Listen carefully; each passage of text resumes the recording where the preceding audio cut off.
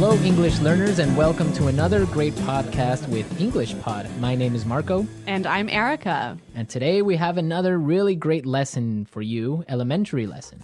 That's right, and it's another lesson about money. We have no money here at English Pod. We are in debt here. In debt. Yes. Okay, In debt. So what does that mean? Why don't you tell us? If I owe you money, I'm in debt. In debt. In yes. fact, I think I am in debt to you. You owe me $2.50 for a Coke Zero today. That's true. All right. Okay, so let's get started. Let's take a look at our vocabulary preview. Vocabulary preview. We have 2 words today in our vocabulary preview, and the first one is recession. Recession. Recession. Recession. So, recession. Everyone's talking about it right now, and what does it mean? I don't know. That's your job. I don't know. I really don't know. Why don't you tell me, Erica? Because this isn't my topic for today. Okay. Recession is a period of time when the economy of a country is doing badly. In a recession, the country is making less money. That's true. So maybe we can give a few examples of things that happen in a recession to show the meaning of this a little bit better. Right. So, for example, in a recession, many people lose their jobs. Because companies might close or go bankrupt. Exactly. And also, people start spending less money. That's true. And the stock prices of companies fall pretty fall. Yeah, they fall a lot, hey? Yeah. And that's what's going on now in the United States. Very true. Okay, so let's take a look at our second word, and it has to do with recession. It's broke. Broke. Broke. I'm broke. Broke, it means that you have no money. You're broke. I'm broke. Right, so these are our 2 words for vocabulary preview today, and you're going to hear them in the dialogue. This dialogue is about a man who is in debt. He's broke. Let's find out what happens.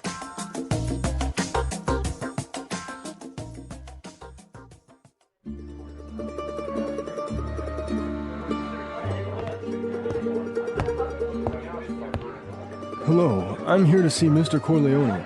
Right this way, sir.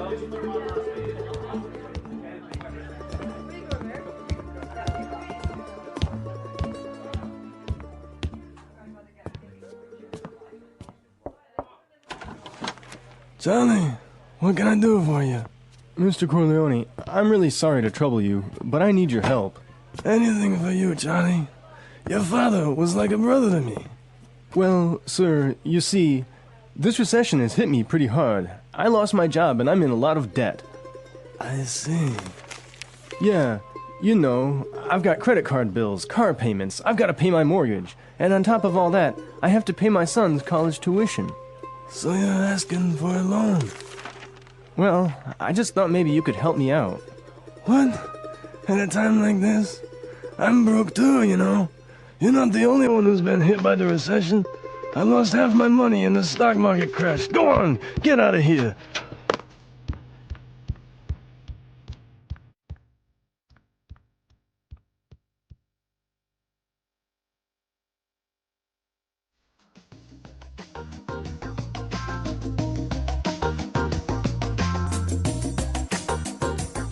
Okay, so that was a bit unexpected. Yeah, that was certainly strange. He didn't go to the bank to ask for money, did he? No, he went to the mob, and the mob is broke. Oh no, you know it's a bad recession when even the mob runs out of money. All right, so why don't we start by looking at our language takeaway? Language takeaway. All right, so for today's language takeaway, we have 4 words from the dialogue, which we think are really important. Yes, so why don't we start with the first one? Loan. Loan. Loan. Loan. So Erica, tell us about a loan. What is a loan? Okay, when you borrow money, you get a loan. A loan, yes. Not to be confused with alone, like by myself. No, so this is L-O-A-N. Loan. Right. Okay, great. Let's take a look at our second word, mortgage. Mortgage. Mortgage. Mortgage. Now, this is very common. I'm sure many of you have mortgages. What is a mortgage? A mortgage is a type of a loan. Basically, it's a loan that helps you to buy a house. A house or a property. Yeah. So this is a funny word. I mean, there's this strange mortgage with a T. Yeah, it has a T in it, but you don't pronounce it. You say mortgage. Mortgage. So not mortgage. Not mortgage. Mortgage. Mortgage. Yeah. I had trouble spelling that one for this lesson, so I learned it well now. Okay. Let's move to our third word today. Hit me pretty hard. Hit me pretty hard. Hit me pretty hard. Hit me pretty hard. I think we have some examples that will help us understand this phrase. Example 1. My divorce hit me pretty hard. I'm so depressed. Example 2. This cold has hit me pretty hard. I've been in bed for a week. Example 3. The news of Fluffy's death hit me pretty hard. I've been crying for days. Okay, so that's a lot clearer. Yeah. Great. Why don't we take a look at our last word for language takeaway? Tuition. Tuition. Tuition. Tuition. So this is the money you have to pay to your school so that you can study there. Right. Usually it's in college, right? Or university. Yeah, but sometimes in some countries you have to pay tuition for public school. Okay, great. So it's time to listen to our dialogue again, and it's going to be slower so we can listen to all the words that we just talked about.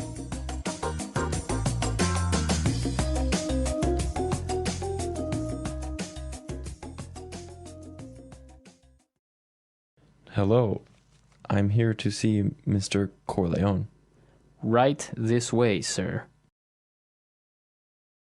Charlie, what can I do for you? Mr. Corleone, I'm really sorry to trouble you, but I need your help. Anything for you, Charlie. Your father was like a brother to me. Well, sir, you see, this recession has hit me pretty hard. I lost my job, and I'm in a lot of debt. I see. Yeah, you know, I've got credit card bills, car payments. I've got to pay my mortgage, and on top of all that, I have to pay my son's college tuition. So you're asking for a loan? Well, I just thought maybe you could help me out. What? At a time like this? I'm broke too, you know. You're not the only one who has been hit by the recession. I lost half my money in the stock market crash. Go on, get out of here.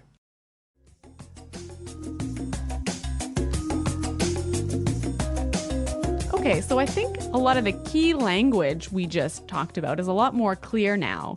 But you know, I also noticed some really interesting phrases in this dialogue. Yes, I did too. So let's start with Fluency Builder. Fluency Builder. Fluency Builder is a tool that we use to help you sound more native.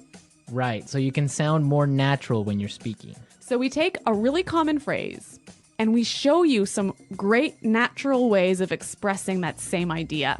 Exactly, and today we have 3 of these examples. Let's start with the first one. So this phrase we use when we want to ask somebody, "Can I help you?" What can I do for you? What can I do for you? Yeah, that sounds really, really polite and really natural. Right, so instead of saying, can I help you? Or, I don't know, what do you need? We can just say, what can I do for you? Exactly. Great. So let's move to our second phrase. This phrase we use when we need something, when we want to say, I'm sorry to bother you. Or, I'm sorry to interrupt. Okay, let's listen. I'm really sorry to trouble you. I'm really sorry to trouble you. I'm sorry to trouble you. This phrase might be a little bit more difficult to understand how it's used, but we've got some examples. Yes, so let's listen. Example 1. Can I trouble you for a moment? I just need you to sign this form for me. Example 2.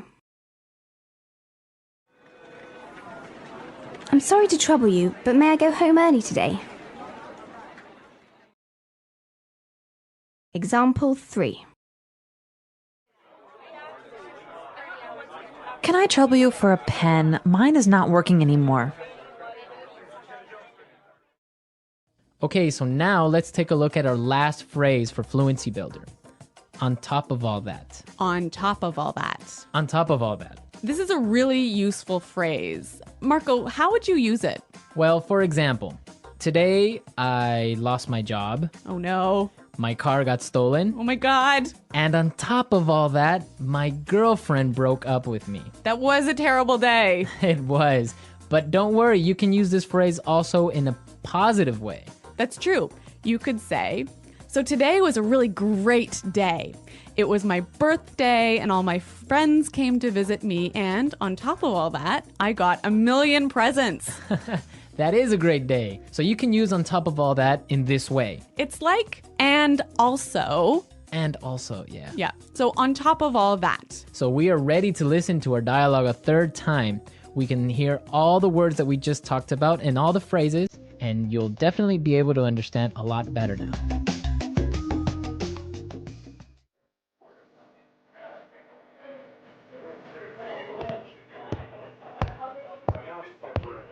Hello, I'm here to see Mr. Corleone. Right this way, sir.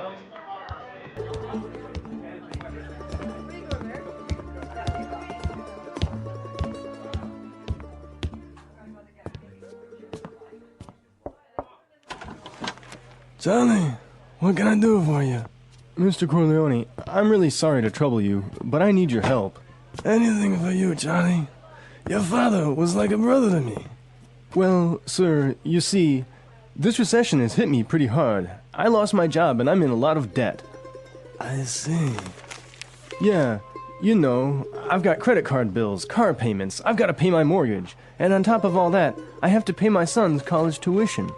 So you're asking for a loan? Well, I just thought maybe you could help me out. What? At a time like this? I'm broke too, you know. You're not the only one who's been hit by the recession. I lost half my money in the stock market crash. Go on, get out of here.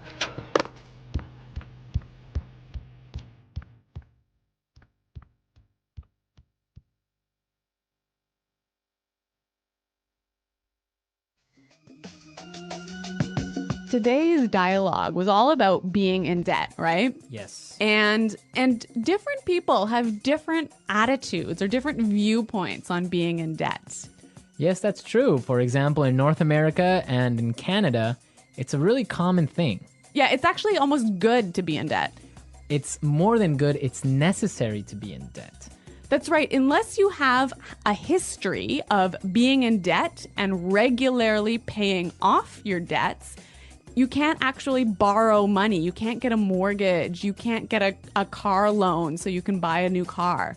Right, that's called a credit history. So you must have a good credit history in order to be able to, like you say, buy a car or buy a house. Yeah, and you know, the funny thing is, when I was in university, maybe I was 18 years old, the first thing that happened at university was, you know, banks came to our university and started offering you credit cards. So you can get a credit card when you're 18, no problem. And not only do they offer you credit cards, they give you like free gifts if you sign up for a credit card. I know they really want you to have a credit card. Of course, they want you to spend more money. That's the trick. Yeah, but you know what? It's totally different in Europe, for example. I used to live in Switzerland, and they're really careful with debt. Like, it's a bad thing to be in debt. Well, yeah, I mean, it's bad to be in debt, definitely. For example, if I want to have a credit card in Switzerland, and let's say I want to have a limit of 500 francs that I can spend every month, I need to put in my bank account 700 francs before I can even spend that credit card money. So it's totally opposite from North America.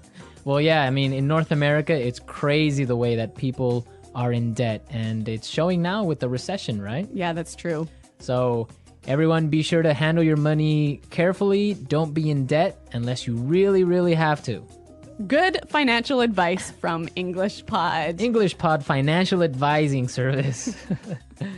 Okay, everyone, thanks for listening. Now remember, if you have any questions or comments, please visit our website at englishpod.com. Right, Erica and I are always there to answer all the questions, and we really like to receive comments and suggestions from all our users, so be sure to go and leave us your comments. Okay, Marco, it's been fun. Yes, it has, but sadly we have to go now, so until next time, it's Goodbye. bye.